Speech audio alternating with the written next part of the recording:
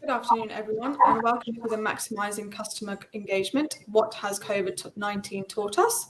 Digital event. My name is Mel, and I'm events coordinator here at CMI. I'll shortly be handing over to Katie Kelly, Harry Christian Henry, and Dominic Herndl, who are running the session today. If you have any questions during the webinar, you can ask them using the live chat box on the right of your screen, and we shall answer as many as we can. Today's session is being recorded, and it will be shared with you soon, along with a PDF copy of the slides. Now over to Katie to begin. Thank you, Mel. And hi, everyone. Welcome to our webinar this lunchtime. Today, we're going to be discussing how to maximise customer engagement with the particular lens of COVID-19 and what it has taught us about how to best do this, and indeed how we imagine it might shape customer engagement going forward. This webinar is going to be relevant to anyone working in a customer-facing organisation, those who support customer engagement, or simply anyone looking to learn something new. Today, I'm pleased to be joined by Harry Christian Henry, who is the Head of Marketing and Sustainability at premium packaging company WePack, and Dominic Herndl, partner at transformation consulting firm Oaklin. And to introduce myself, I'm Katie Kelly. I also work at Oaklin, where I'm a consultant specialising in all facets of people change, including customer and employee engagement. I'm also a London board member of the Chartered Management Institute, who have collaborated with us in bringing you this webinar today. So a big thank you to them for inviting us to join you here. Our session today is going to be structured into a discussion, firstly, on the increasing demand for B2C level experience into a B2B customer setting. And if you're not sure what any of those acronyms mean, you're soon going to find out. I'll then cover the importance of human connection in an increasingly digitized customer engagement world. We'll then move into a perspective from Dom on the evolution of home technology and connected devices and how this will impact, or potentially not, the future of customer engagement going forward. As always, as Mel mentioned, we really encourage you to introduce yourself in the chat bar to your right of your screen and ask anything you'd like that's relevant to the topics we're discussing today or on customer engagement more broadly. So now we'll kick off the webinar, and I'll start by giving a simple overview of what we see as customer engagement before I pass over to Gary. Lots of us might already know about the customer journey, how it's made up of numerous touch points, usually built using personas, from awareness to interest to purchase to post-purchase support, and you're probably quite familiar with the roadmap you can view on my slide now. It's also well known that providing a good customer experience at each one of these touch points and eliminating pain points is critical to building and maintaining a solid reputation for your brand. But most importantly, it's not this that is customer engagement. Customer engagement goes beyond this theoretical mapping exercise and is often overlooked, even though it is critical to nudging customers along the journey and making their experience great.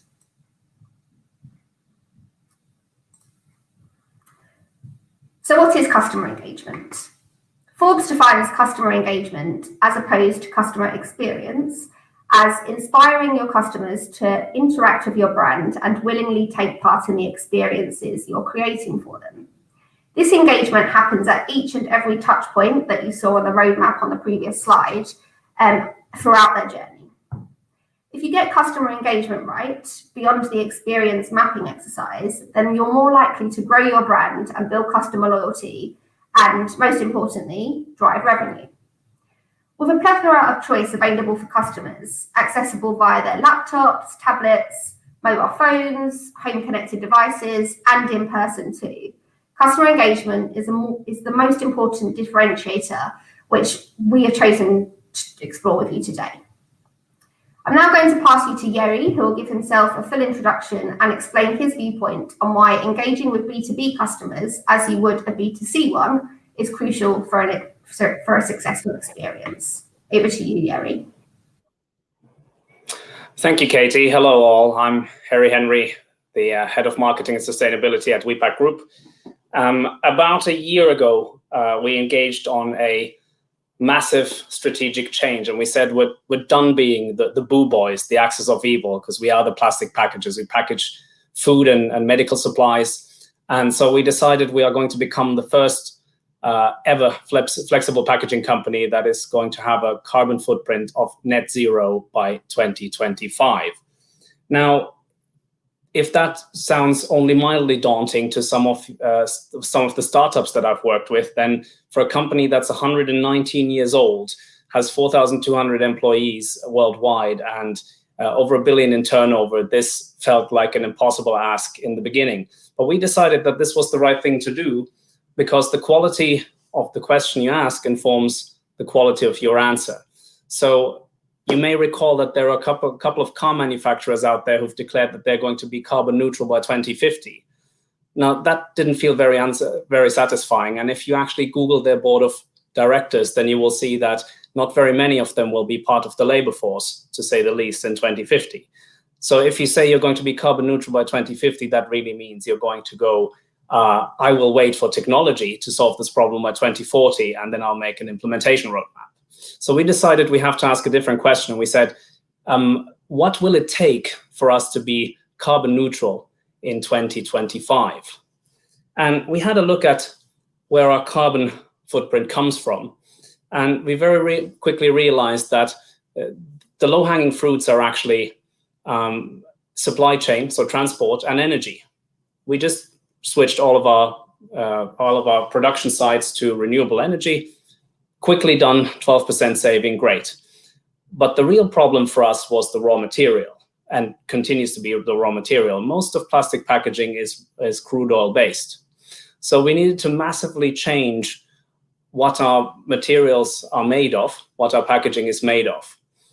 And in order for that to work, what we needed was a completely unprecedented scale of customer engagement, customer acceptance, and consumer acceptance, because this will only work if our customers and their customers, which are the end consumers, accept a completely different type of packaging, which is, yes, carbon neutral, but made of different materials. So will look and feel a little bit different, will work a little bit differently. And so we engaged on a journey of unprecedented customer and consumer engagement. Now, so far so good, but unfortunately then we made a plan, as a manufacturing company of 119-year-old often does. We looked at the existing channels and we said, okay, we're going to go out, we're going to meet all our customers, we're going to talk to them about it, we're going to take the message to the market, we're going to engage via newspapers and other channels, and we're going to go to all the exhibitions and fairs worldwide and tell everyone that we're going carbon neutral, and this is how we're going to do it. Now, unfortunately, then COVID happened, or perhaps fortunately in this instance. And what we've seen this year especially, there's a lot of trends within digitalization that have been accelerated as part of the pandemic, because everyone's gone online. So we realized we can't actually go out to our customers. We need to find other ways to do that, and quickly.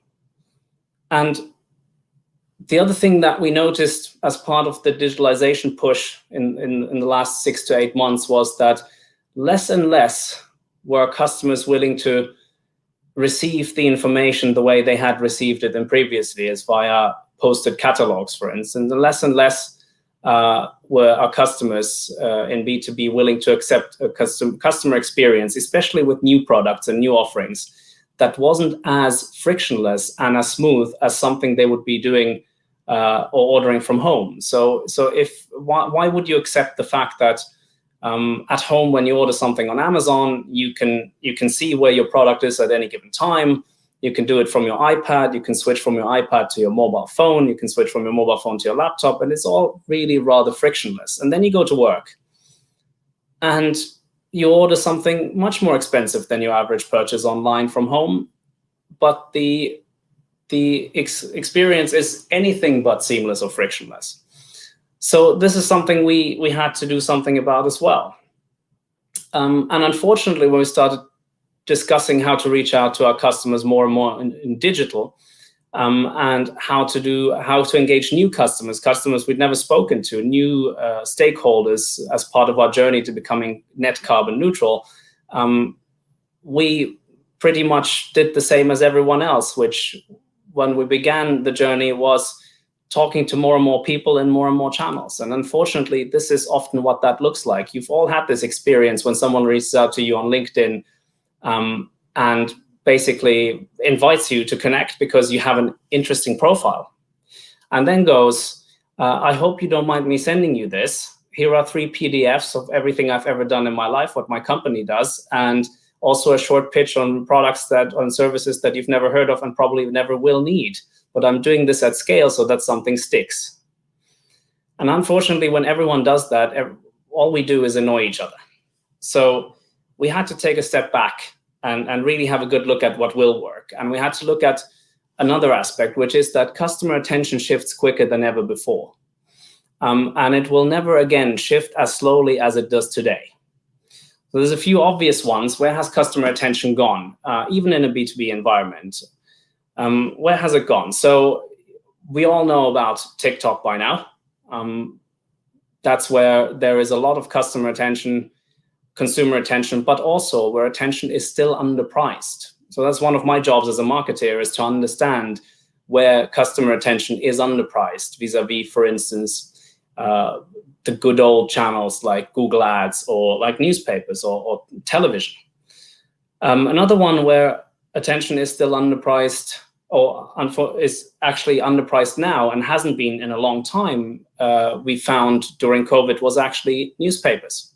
So a year ago, my marketing budget wouldn't be able to handle advertising at scale in these papers.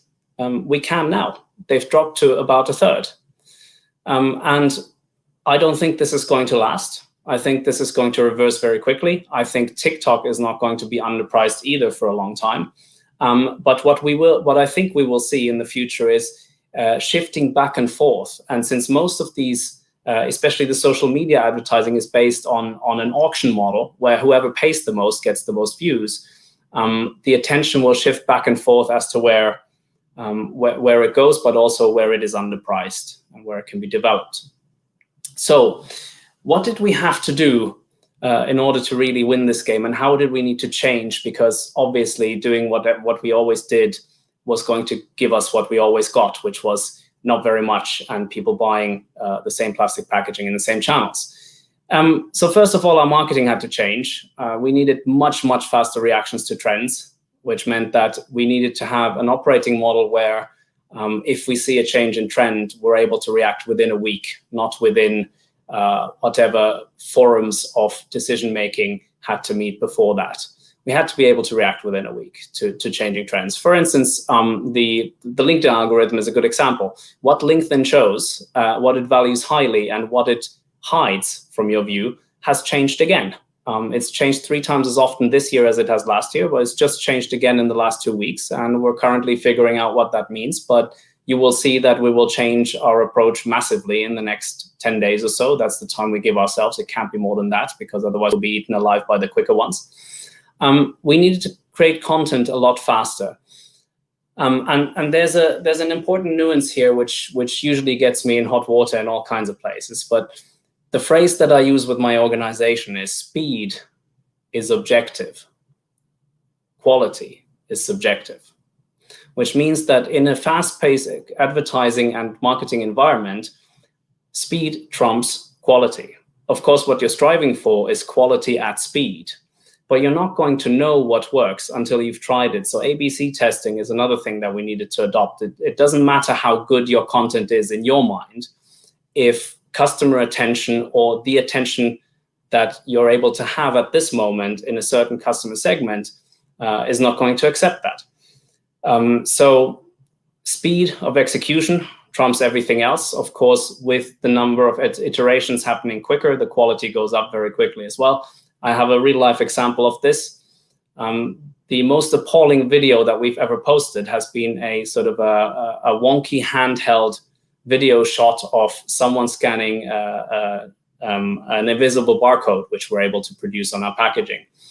And that went semi-viral and had 40,000 hits in the first day. The copywriting was off. It had grammatical errors. The video was poor. And yet the message hit a nerve on that day. Sales has to change, and had to change massively. Sales has to strive for a customer experience that is ever closer to the B2C, so the business to consumer customer experience. And we have to be much, much more reactive. So there's hardly anyone in the customer field now who accepts a response that is long, a response time that is longer than 24 hours. And of course, in branding, we had to understand that in the long term, only brand works. Direct sales is under massive threat in my mind, in our minds, because everyone's doing it, especially in online channels. So what really works is you have to work on your brand and the brand recognition. When the buying cycle of your potential customer comes along, your best hope is that your potential customer actually remembers your brand because you've done your branding work properly.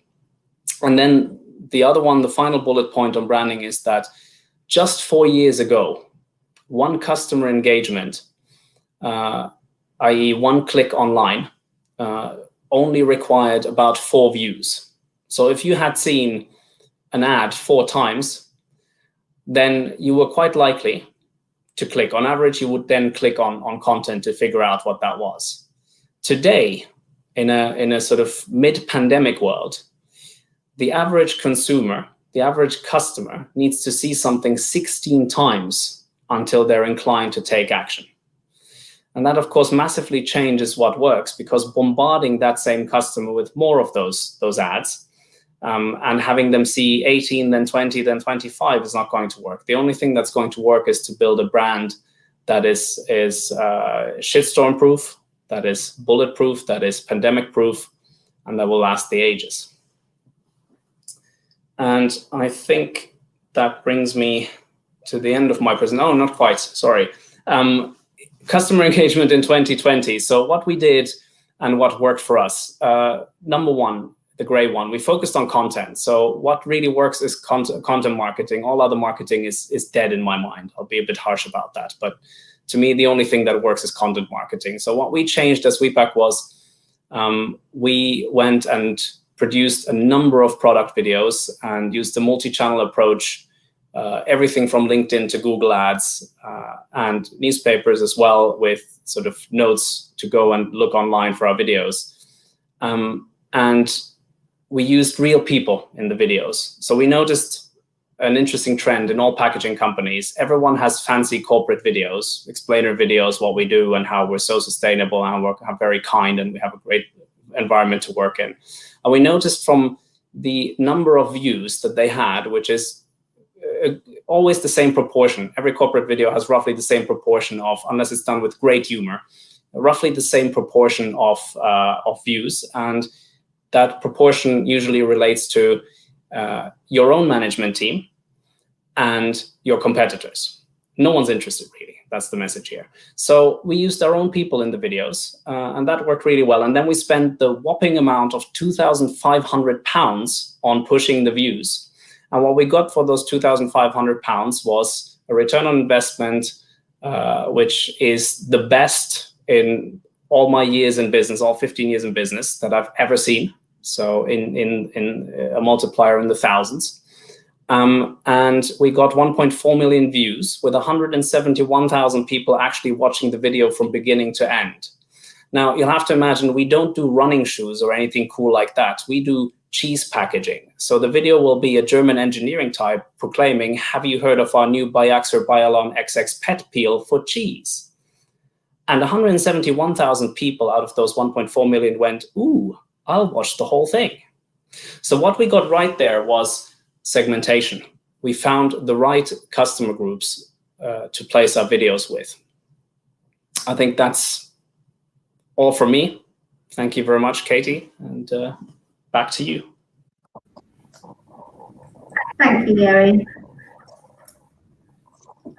So, lots of conversation about TikTok I can see in the comments section. I can't promise that I'm going to talk about anything as hip and trendy in this part of the presentation, but quite interesting to see how much engagement the mention of TikTok got us. So I'm here to remind you that it's not all about digital. We've talked a lot about digital and how you can use it to engage customers so far. But as you sit there watching this webinar from your sofa, your kitchen table, or your home office, if you're lucky enough, it's no secret that the world is moving online, as Yeri's already mentioned, and even more so during the worldwide pandemic. As we navigate our way through the global pandemic, Ofcom has noted that UK adults are now spending over half an hour more on the internet than they did in September 2019 every day. But we shouldn't underestimate the crucial importance of the human elements of those digital interactions when it comes to customer engagement, which I believe has become ever more important as people are impacted in saddening and difficult ways due to the pandemic. At Oaklyn, we've created a short video as an introduction to why we believe this to be the case, but in the spirit of arguing the importance of human connection and customer engagement. I'm not going to play it now, but please do take a look at our website and you'll be able to watch the video there. I'm now going to move on to two specific elements that I believe are key to making human connection in digital customer experiences so important, which are personalisation and empathy. So, as every one of us as customers ourselves in one form or another, even including your attendance at this webinar today and as members of the Chartered Management Institute, we recognise that personalisation is becoming increasingly important as part of our engagement with brands. It's also no secret that organisations know this too and are putting a lot of effort and money into improving personalisation of their engagements with customers. One of the most famous examples of successful personalisation is that small unknown company, Amazon. I don't think you can get through a whole webinar these days without mentioning Amazon, whose product recommendation engine reportedly contributed to 30% of their revenue in 2015. And with 5 years worth of additional data running through its algorithms, the accuracy of these product recommendations is only getting better. It's obvious that one of the critical elements of personalisation is gathering, managing, synthesising customer data, but not all brand personalisation needs to utilise digital means or data, and it's recognised that consumers don't always want to give away personal data in order to get a unique experience. Take Coca-Cola's Share a Coke campaign, which from the picture on the slide you can see I fully bought into. Simply by putting names on bottles, the campaign drove enough sales to reverse an 11-year consumption decline in the US. A great example of how offline personalisation that didn't involve digital or even human, really, engagement can be effective too. For me, the convergence of digital and human personalisation in customer engagement is what can set some brands apart from others. So I'm going to tell you a story that I undertook in the name of research, and I'm telling myself it definitely was research only. So I undertook a virtual personal shopping experience a few weeks ago with a well-known clothing brand. So I won't take you through all the umming and ahhing about what jogging bottoms would go with what hoodie due to the most recent lockdown.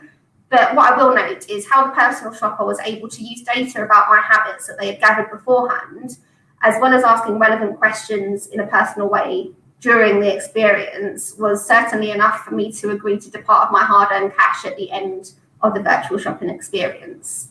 It started with a user-friendly online survey that was detailed enough but not too onerous, so it was off-putting, asking me for my sizes and preferences, and already made me feel like I was going to get a bespoke experience.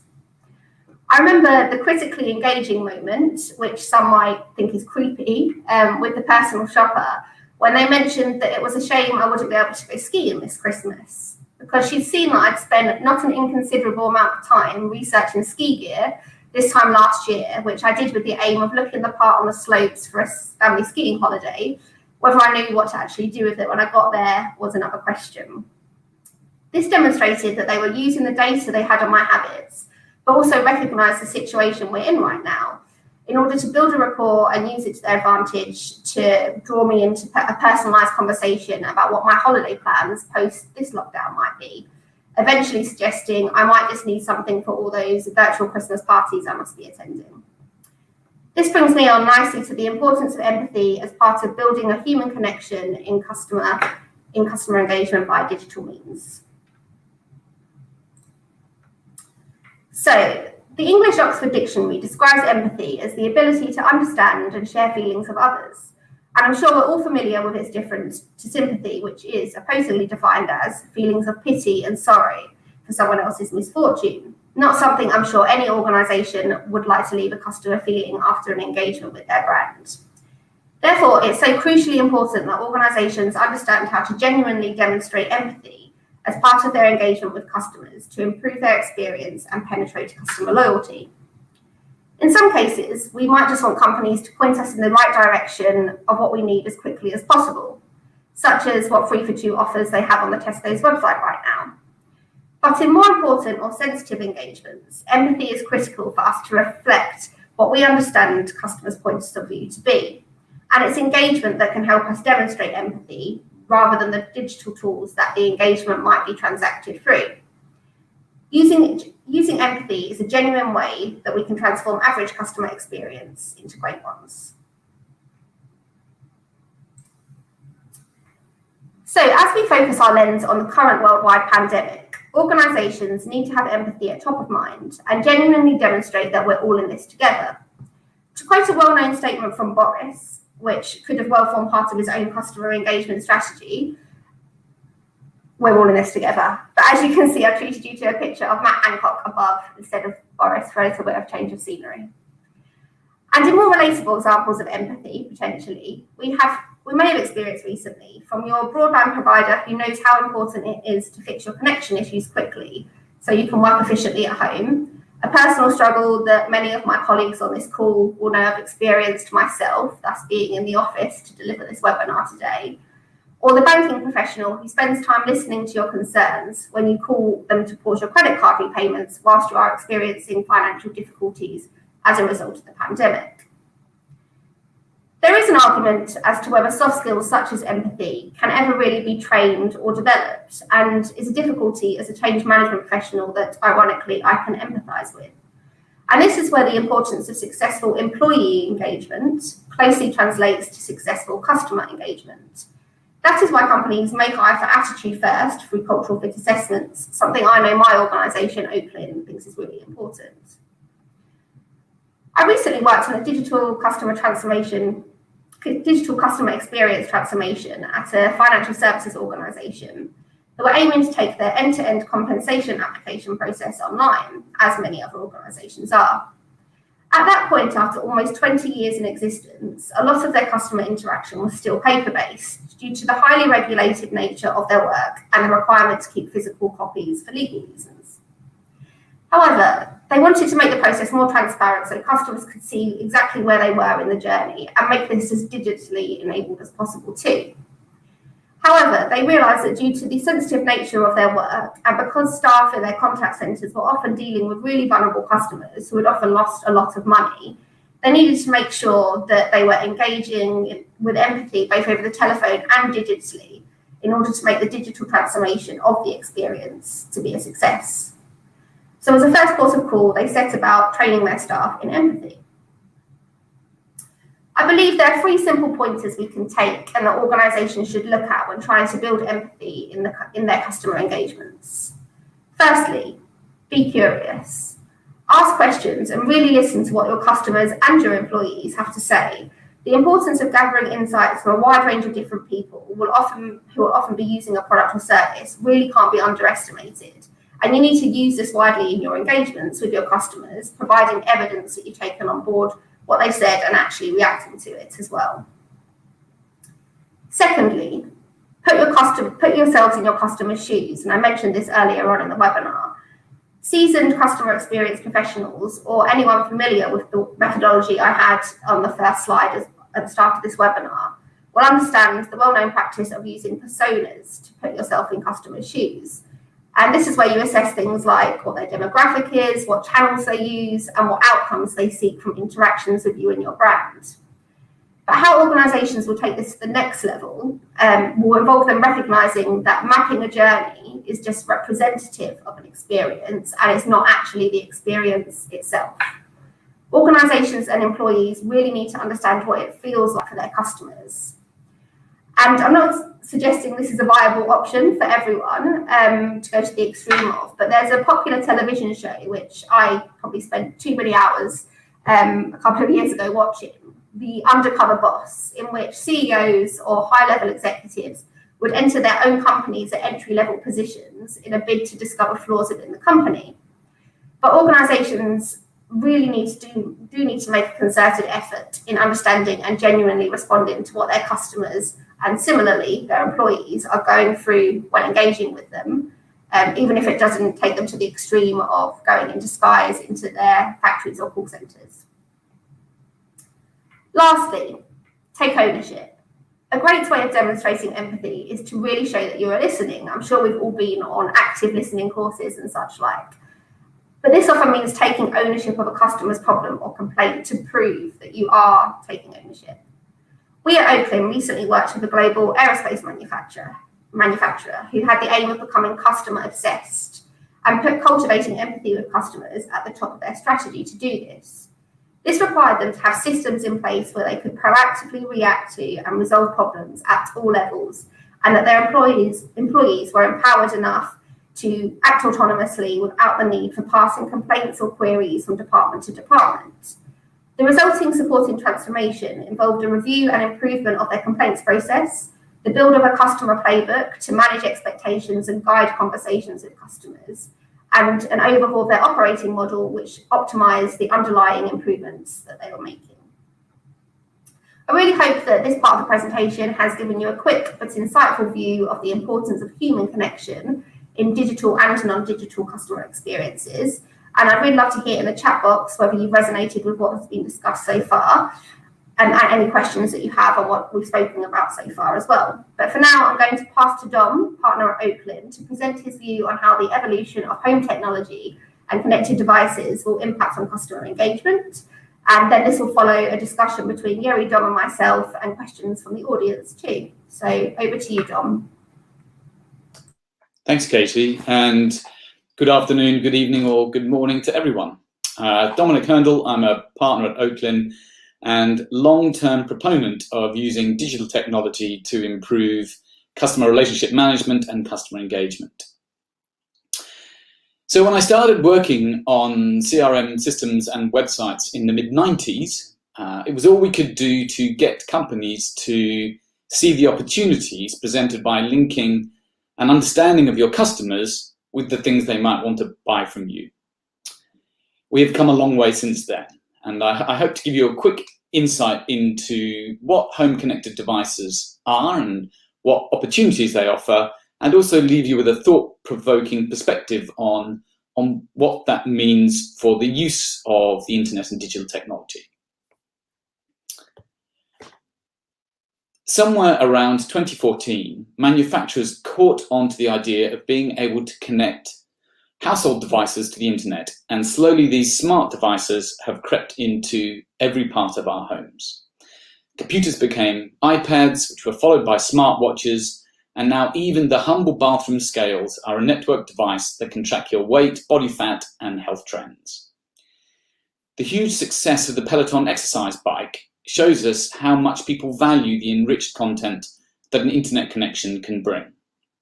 Peloton generated 524 million in sales in 2019 and grew to over 800,000 connected subscribers, easily beating analysts' estimates. The company raised its fiscal 2020 revenue guidance to around 1.7 billion and sees a market of over 1 million connected fitness subscribers. Amazon's Alexa is an even more impressive story.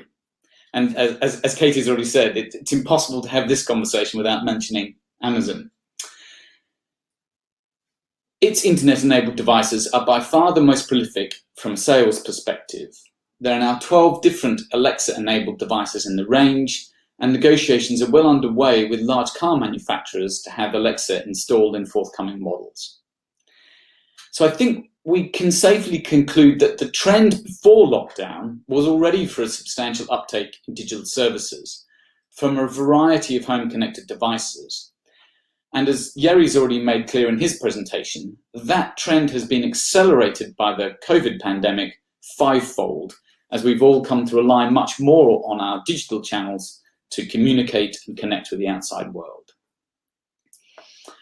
From a customer engagement perspective, the rich data and the visual input from an internet-connected device bestows such an improvement in its use and interest that it transforms the device from being a mundane thing like an exercise bike into a service we can use day to day.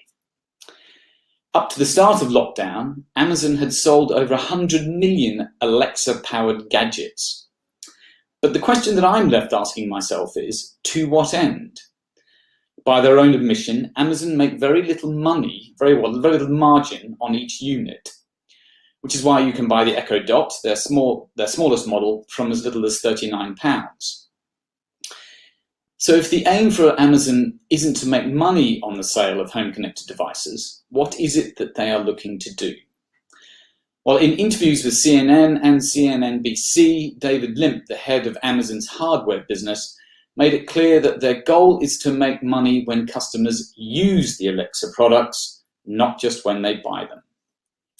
In other words, this is changing the nature of the home connected device from being something that you buy to being something that you buy through. It changes the Amazon Alexa and the other devices from being a fun Christmas gadget into being a customer engagement and sales channel. At the moment, the services and functionality offered by even the most advanced of these home connected devices is still in its infancy. Amazon have said as much, and in their 2019 year-end update to analysts, they made it clear that for the time being, they're just trying to build the best possible experience for their customers. In other words, what they're trying to do is to make Alexa ubiquitous and something that is everywhere and enjoyed by everyone, from which customer engagement opportunities will follow. Google and Apple have similar platforms and similar gadgets, which means that all three of these tech behemoths see a lot of value in investing in home connected devices that will provide futuristic levels of engagement, personalization, automation, and convenience. Something perhaps we're all used to hearing. The key thing to grasp, though, is that a £39 Amazon Echo Dot is not doing anything smart to deliver those services to your home. It's really just a microphone and a low-power data server that connects what you say to supercomputers at Amazon, Google, or Apple. It's those machines that are listening to what we want and are connected to the vendors and service providers who will seek to provide us with the customer engagement and services we're looking for. Work life has been changed immeasurably by the global pandemic, accelerating our adoption of digital technology. And thank goodness those technologies were there. Much as I loved my Nokia 3210 back in the day, the impact of the pandemic would have been far worse for business had we not been living at the beginning of a new digital age. The tools, services, and capabilities that we now enjoy, and that in fact we're using today on this webinar, are superb. But as we rush to engage with them, there is a lingering disquiet about where all the data that these services gather is going. When we started work on digital CRM back in the 90s, it was all about creating web and largely browser-based connections to customers that would be supported by, in those days, call centers, which have now become contact centers. Over time, though, the change to providing services through digital home-connected devices has meant that the people involved have been removed, and we enjoy digital personal services direct to our home through a device, be it entertainment, be it fitness, be it health, be it security.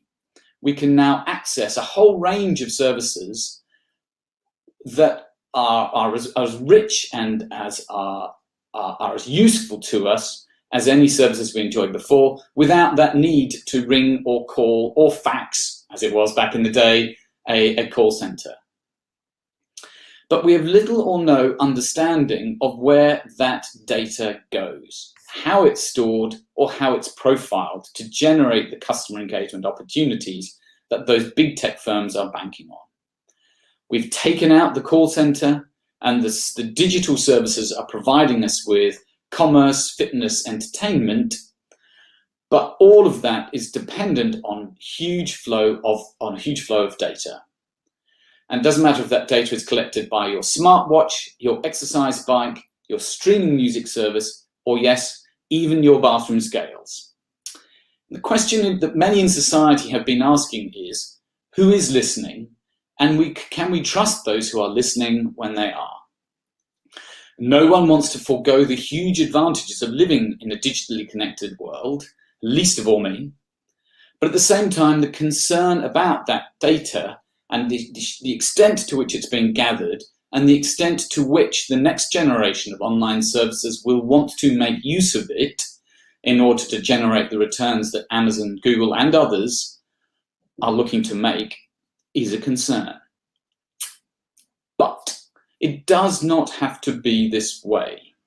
There is a concept emerging on the internet that rather than allowing the big tech firms or service providers to own all of the end-to-end data about you in order to use their product, it should be possible for you to own and control the data yourself, and for you to be able to control who has access to it with the ability to switch that on or off as you see fit. So if we want customers to engage in that data-enabled, rich future, we need to be able to trust who is listening. And I think that sense that being able to switch on or off access to our data is one of the things that makes it really key to know that we can trust who is listening. And if that trust is in some way jeopardized or eroded, that we can act ourselves to change the profile of who has access to our data. The concept that is being developed, and certainly that I'm a fan of, is the idea of a data pod controlled by you, a repository online, and that any data generated by you or the things that you use, be it your watch, your TV, your car, computer, phone, thermometer, thermostat, exercise bike, or bathroom scales, all of that data is stored in a pod that you control and that you have access to in terms of the master data, and you can grant consent to other service providers to use. Think of it almost as an on-off button for big data. Whether it's sharing holiday photos with your family, whether it's buying an audio book, or whether it's sharing health information with your doctor, you should have the choice as to where and how that information is shared. Let me give you an example of how it might work. Let's say I want to go on a shopping spree for a skiing holiday. I think that was Katie's example. And I'm keen to buy myself new skiing gloves or some such thing. At the moment, I can ask my home connected device for ideas about where I might get the best deal on skiing gloves. But it would need to know a lot about me. It would need to know what size gloves I need. It would need to know what color preference I enjoy. It would need to know what other things I've bought and what I might like in terms of preference and style. And I have to share all of that with the vendor and with the service provider. In this case, it's an Amazon device on screen, so it would be Amazon. But it needn't be this way. What if I created my own data pod that had a huge amount of information that I knew would be needed, whether it was for health, music choice, shopping, or photos and family? When I then went to my shopfront, the shopfront would go to the back-end data server, and it would say, okay, I'm going to need to contact skiing glove vendors, and those product vendors could come back and say, okay, we're going to need to know color preference and hand size. And the data server, rather than collecting all of that data about me, could come to my data pod and say, hey, I need some information about my customer. And the data pod would know that I was looking for skiing gloves and that I was prepared to share that information, but just that information. So my data pod would share the information needed for that transaction, and it wouldn't need to know my mother's maiden name or my home address or anything else if that wasn't relevant to the transaction.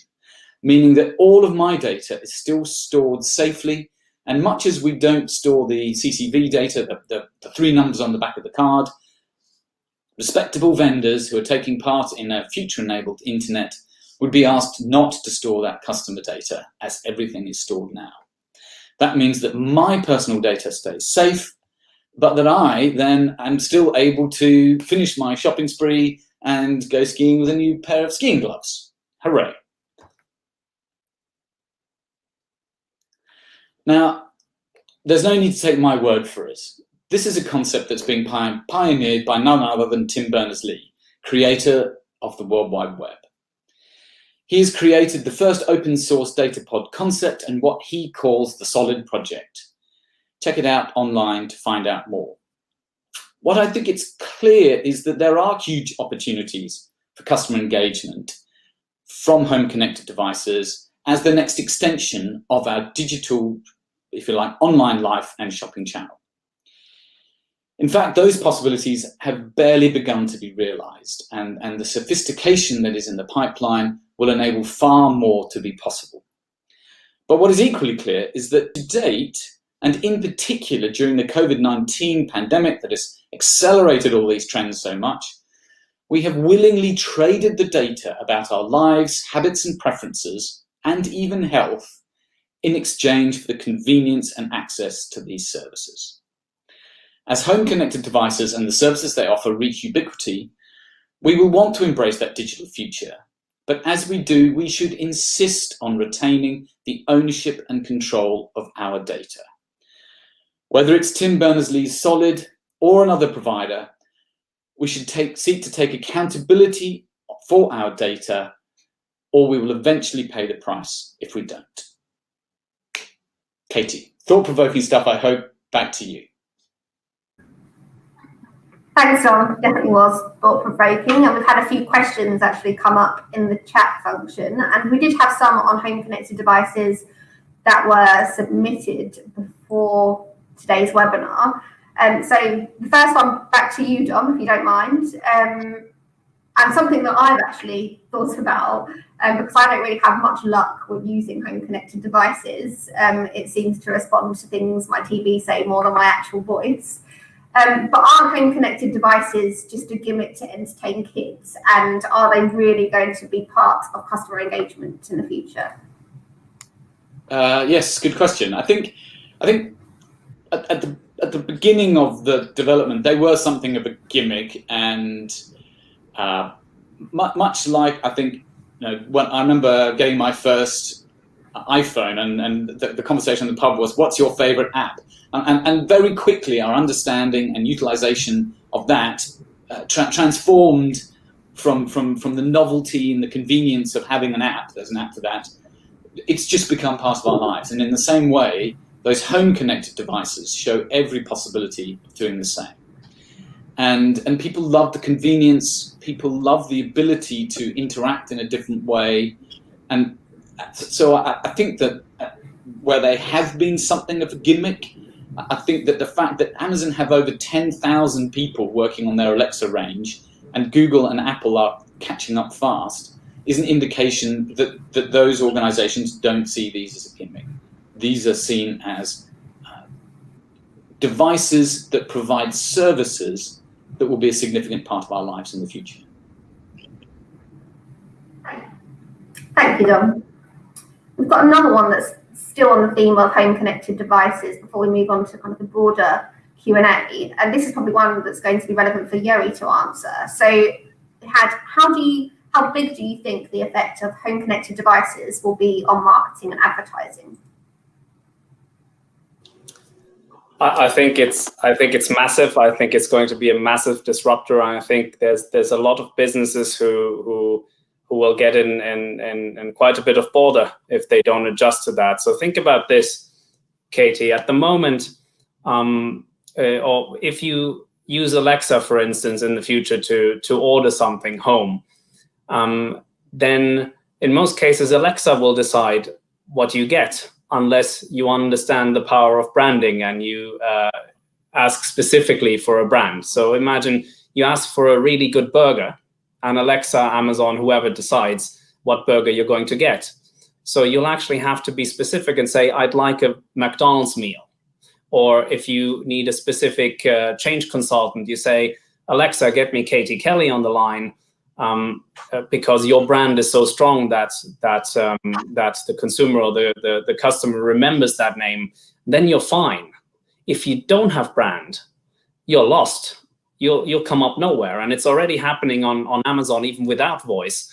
The search results you get are Amazon choice, unless you ask for something specific. So voice will massively and home IoT will massively augment the power of brand.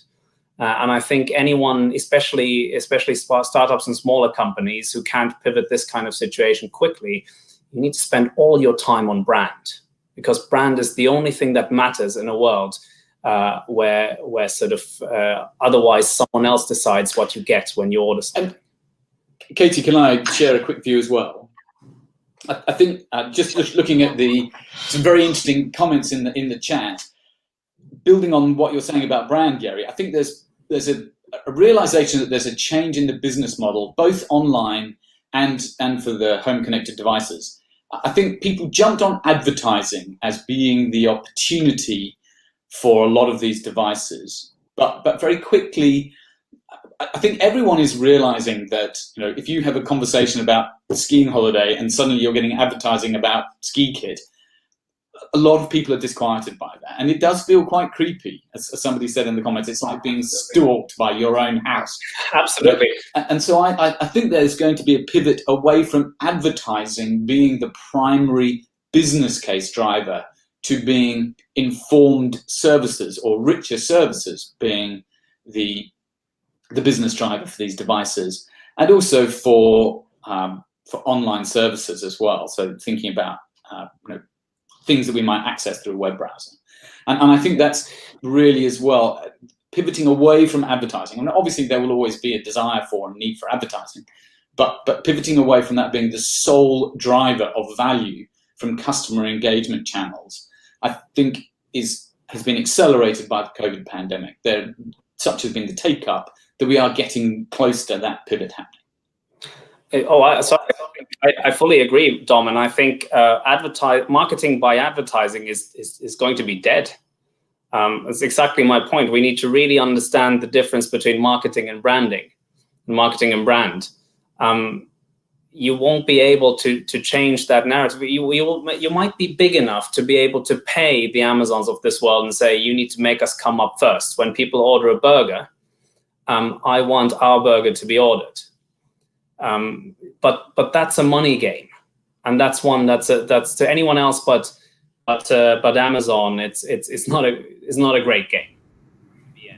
So as I said, the thing that matters is true, real brand built through person to person, P2P interaction, built over time and playing the long game. Thank you both. I'm going to pose a question that was raised by William Asher in the comments section, which takes a slightly different steer to the conversation that's happened so far. But how can we leverage sustainable leadership behaviour within a consumer space? And I think that, Jeri, you might be able to pick this up if you don't mind. Well, I'll take that one. And I saw another one there which I can tie into this. So someone was concerned that there wasn't enough about sustainability and becoming climate neutral in my presentation. The point I was trying to make was that because such a big part of our carbon footprint is in our materials, is on our raw materials, the only way we can change that footprint is by having people, the consumer, accept products that are perhaps slightly more pricey but are carbon neutral. And to Katie, your question there, I think over 70% of consumers firmly place the responsibility for the current plastic waste problem that we have in the world with industry. And it's an interesting narrative, because in industry we tend to think, well, it's a consumer problem, because the consumer decides what they buy, and if they decide to buy sustainable, then we're all better off. And if the demand is there, the supply will follow from the industry side. Now, that's a slightly short-sighted way of seeing it. So we need to lead in this from both ends, obviously. So the consumer needs to be more conscious, but the consumer doesn't buy what the consumer doesn't understand. And the consumer doesn't understand, myself included, what is not transparent. So as industry, we have a massive responsibility to lead with facts, with transparency in terms of what is it that our packaging is actually made of, what is good packaging, and what in general, what is a good, environmentally good product compared to another one. And then we'll come together and build a bridge from basically a crude oil based economy that we still are to a bio based one.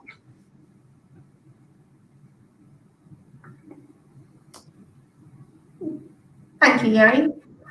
We've only got a couple of minutes left. I'd just like to pick up a question that we had from Sam earlier, which was around how we measure the effectiveness of customer engagement. And I'll be quite quick because we have only got 3 minutes left, and I know I need to pass over to Mel for the close. But it's something that I've done quite a lot of thinking, and we did some work as well about how you measure customer engagement at the aerospace manufacturer I mentioned earlier. I'm sure the first thing that springs to mind when we think about measuring customer engagement is satisfaction surveys that you get in your inbox after you put down the phone from your bank, or a text message asking you to rate them 1 to 5 on your engagement that you just had with them. But I think we should look more broadly than just customer satisfaction surveys. And even though they are really useful tools for getting lots of rich qualitative data, that if you've got the resources to trawl through and you can reply to feedback that you get from them, are really useful sources. But there's a couple of other things that I think we should consider when we're thinking about measuring the effectiveness of our engagement strategies and using that data to improve it. And I'll just touch on some of them and then just bring in a point that was raised at the CX Summit, which I attended last week, which I thought was a really interesting point. So firstly, beyond kind of usual customer satisfaction surveys, I'm a really keen advocate of NPS, which stands for Net Promoter Score, and that asks customers, consumers, if they would recommend a service to their friends and family, which is usually seen as the highest accolade of recommendation, and produces some rich but sometimes quite brutal data because it's really hard to get a perfect score.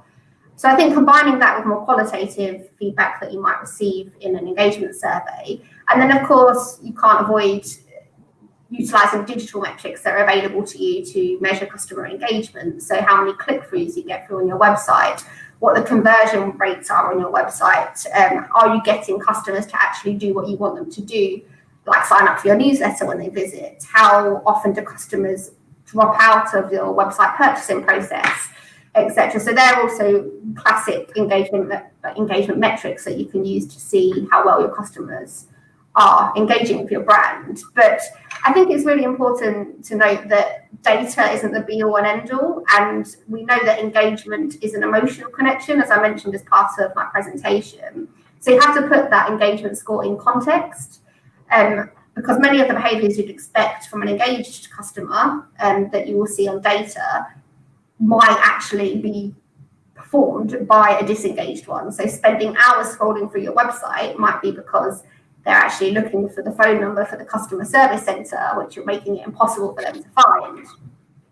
So I think it's important to kind of balance out how you do measure customer engagement. And the point I mentioned around what I heard at the CX Summit was from the head of customer experience at Walgreens, who gave a really interesting seminar. And when he was talking about how you're designing customer experience and trying to actually understand how customers are engaging with your brand, he mentioned that it's actually about observation as well as listening and reading feedback. And he mentioned that Walgreens actually have lots of people out in their shops looking at customer behaviour and taking that on board when measuring how engaged they are with their brands. So watch out next time you're in Boots. There might be someone spying on you to see how engaged you are. Yeah, I want to just briefly comment. All of these are incredibly relevant. We also do NPS. I think for the smaller companies out there, I've always been quite old school, and so I just, at the end of the day, the two that really matter to me in terms of measurements every day are, one is sales, and the other one is conversations. So have we had, when we do something, when we take action, will it increase our sales? And will it increase the conversations we have customers in different channels? It can be a commenting section on LinkedIn. It can be a call. It can be anything, but just as long as it is a meaningful conversation. And that's the two metrics that I'm really looking to increase with all the activities. Everything else is important, but these two are the most important ones. Katie, I know we're short of time now, but can I cheekily sneak in a 30-second answer to one other question? You can. Go ahead. You. So I saw Sarah Cole. Was it Sarah Cole? Forgive me. Yes, Sarah Cole asked about transferable lessons for the public sector, which Christian Hill has also referenced. Yes, absolutely. The public sector provides services, and as a result, they can provide those services in exactly the same way as seamlessly and efficiently as possible, and using digital channels as effectively as they can. And I would suggest that in terms of home connected devices and questions about how you might use those channels, the way to do it is to think about how people are engaging with the services that you want. So flip your service design around and think about how people engage and how you could use those home connected devices, and clarity of message. Goodness, if we've learned anything from the COVID-19 experience, it is from the government and in the public sector generally, understanding the message as clearly and simply and as often as possible is critical. I hope that's a useful perspective. Thanks, Katie. Sorry for stealing time at the end there. That's okay. Katie, I'll ask for permission first. If we don't have time, that's fine. There's a really interesting one by Susanna Pataki, but I'll answer her privately if we're out of time. Yes, of course. And everyone, just to let you know, we will go through and look at the questions we haven't been able to get through today, and try and reach out to you either via the CMI or connect with you on LinkedIn to carry on the conversation. So thank you, everyone. I'll pass back to Mel to do the close. Perfect. Thank you all for your insights and expertise. If you are a member of CMI, you can access the Management Direct portal via the link in the description and live chat comments. If you're not yet a CMI member, you can also sign up via the link in the description and live chat comments, which you'll be able to access the management portal as well. You can also sign up for our free CMI newsletter via the managers.org.uk. Thank you again and enjoy the rest of your day. Thank you. Bye all. Thank you, everyone.